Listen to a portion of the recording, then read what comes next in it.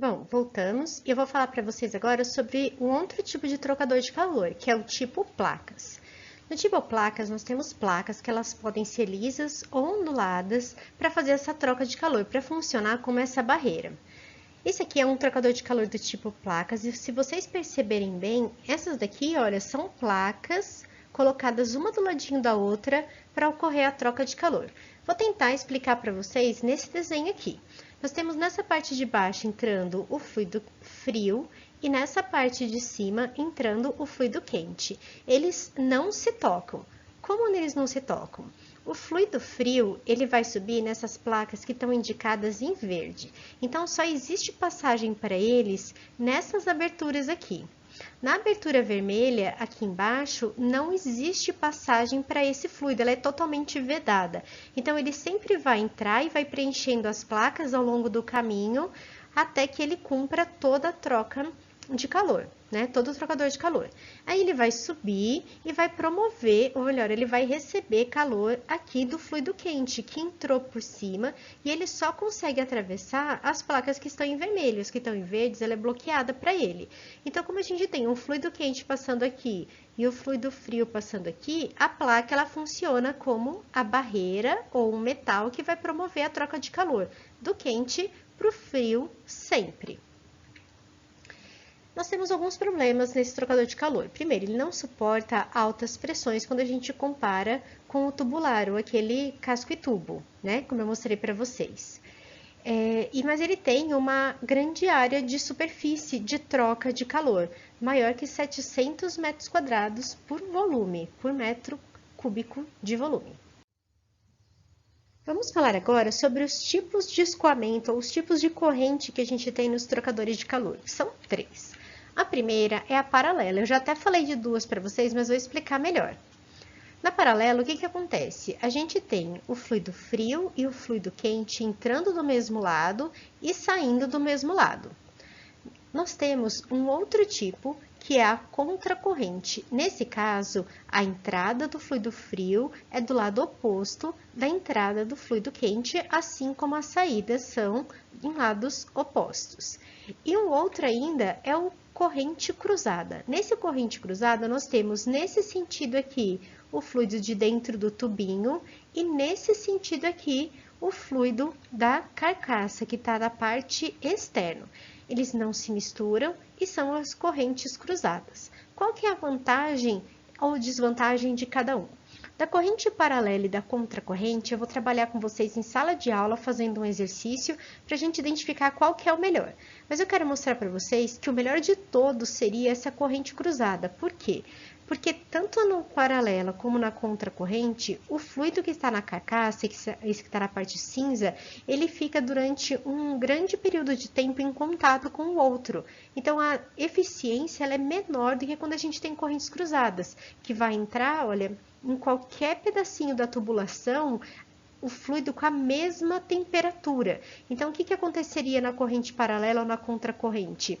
O fluido da cascata e da carcaça, desculpa, ele iria diminuindo a sua temperatura ao longo do contato, porque ele vai transferindo calor para a parte fria. Já na corrente cruzada, os tubinhos vão receber todo ele naquele local, né, a mesma temperatura do fluido da carcaça, o que promoveria uma melhor troca de calor, porque a diferença de temperatura é maior. E nós vimos que o fluxo de calor ele é diretamente proporcional à diferença de temperatura. Quando eu mostrei para vocês o trocador de calor tipo casca e tubos, eu mostrei que tinham tubinhos que passavam uma única vez na carcaça e tubinhos que eles iam e voltavam. E de acordo com o número de vezes que ele vai e volta, aquele mesmo tubinho dentro da carcaça, a gente classifica o trocador de calor de acordo com o número de passes ou o número de passagens. Vamos ver na figura para ficar mais fácil. Eu tenho aqui uma única carcaça com o tubinho passando uma única vez dentro desse trocador, dentro dessa carcaça. Então, o nosso trocador de calor ele é classificado como TC, trocador de calor, 1 e 1. Uma carcaça e uma vez que o tubinho passa lá dentro. E como seria um diferente? Seria assim, ó, esse mesmo tubinho, ele vai e ele volta. Então, eu tenho uma única carcaça e o tubinho passando 2 vezes. Nós temos um trocador de calor, 1, 2. Ele pode passar, por exemplo, 4 vezes. Ele vai, volta, vai e volta de novo. Então, a gente tem um trocador de calor com uma única carcaça e 4 tubinhos. Mas nós temos também trocadores colocados em série. Então, a gente tem um único tubinho passando em várias carcaças. Por que a gente precisaria de várias carcaças? Porque a gente teria, por exemplo, várias entradas do fluido frio separado em seções, para a gente aumentar a área de troca ao longo do trocador de calor. Nesse caso, nós temos um trocador de calor 2, 1. Chegamos na parte mais empolgante da aula, que é a parte do balanço de energia. Nesse balanço de energia, a gente vai considerar um regime permanente. O que é um regime permanente? É quando num determinado ponto do trocador de calor, a gente não tem variação de temperatura com o tempo. Mas não está mudando a temperatura? Tá, mas ele está mudando ao longo do trocador. Agora, se você olhar num único ponto, naquele ponto que você está olhando, a temperatura não varia ao longo do tempo. Então, a gente pode dizer que o calor perdido de um é igual ao calor recebido do outro. Como assim? Vamos olhar aqui no trocador de calor.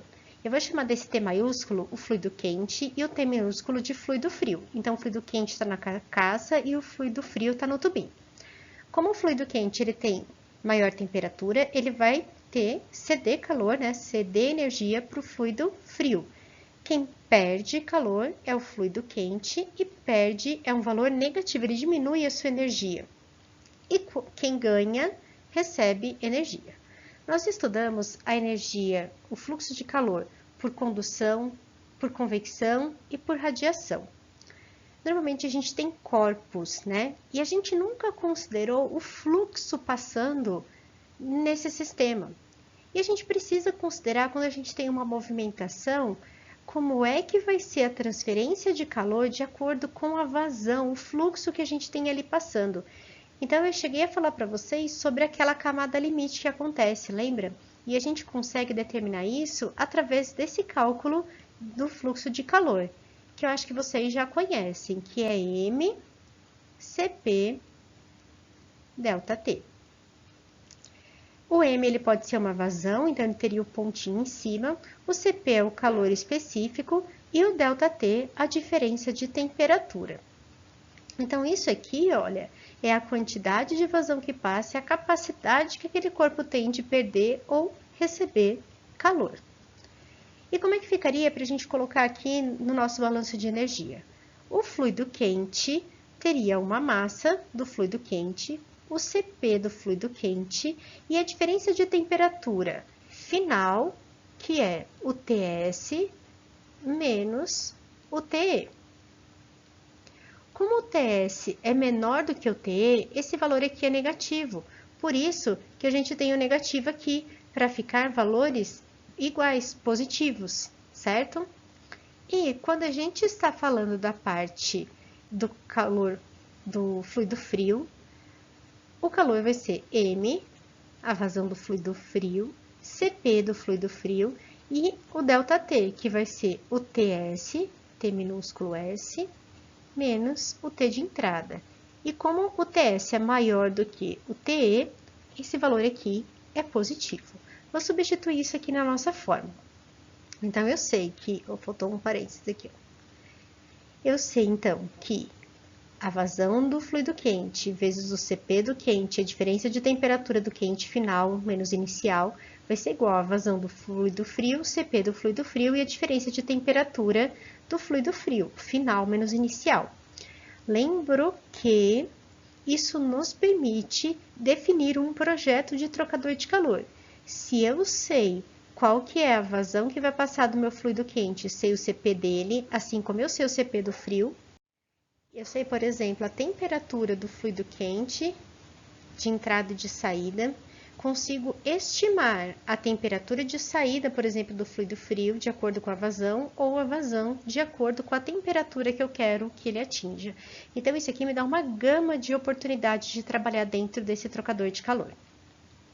Quando a gente tem mudança de fase, o nosso fluxo de calor ele é calculado diferente. Ele é calculado como fluxo vezes o ΔH de transformação, que é a mudança da fase, por exemplo, líquida para o vapor ou do vapor para a líquida. E isso, tudo que a gente falou, é quando a gente está trabalhando em regime permanente. Não esqueçam que é para regime permanente.